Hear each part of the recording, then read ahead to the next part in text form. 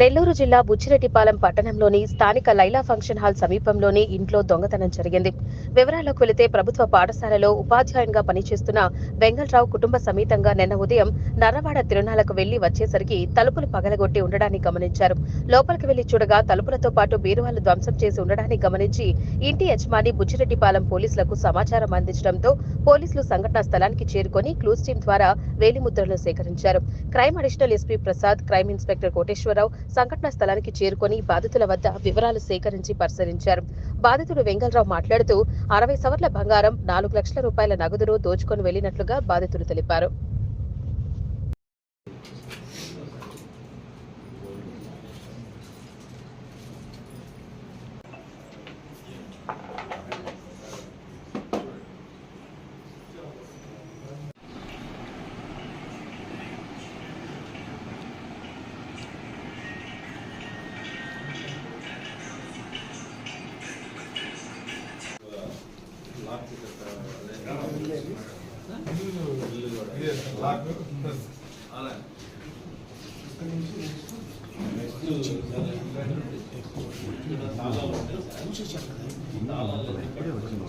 అయిపోయింది వాళ్ళు చూస్తే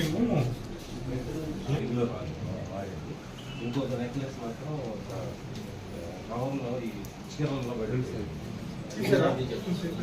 అది కూడా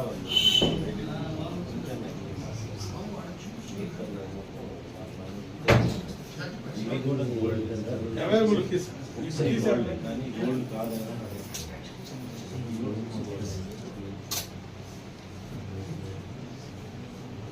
సార్ గుడ్ మార్నింగ్ సార్. నా పేరు వెంగళరావు.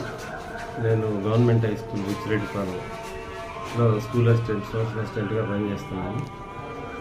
నిన్న ఉదయం 6:30కి నర్రవాడ వెంగమాంబ తిరునాళ్ళ నిమిత్తం మా కుటుంబం వెళ్ళి రాత్రి తిరునాళ్ళు చూసుకొని ఈరోజు ఈవినింగ్ 3:30కి వచ్చేసరికి ఈ డోర్లన్నీ పగలగొట్టి లోపల బీరువాలన్నీ పగలగొట్టి లోపల ఉన్నటువంటి బంగారం కానీ క్యాష్ కానీ ఎత్తుకెళ్ళినట్లుగా గుర్తించాము.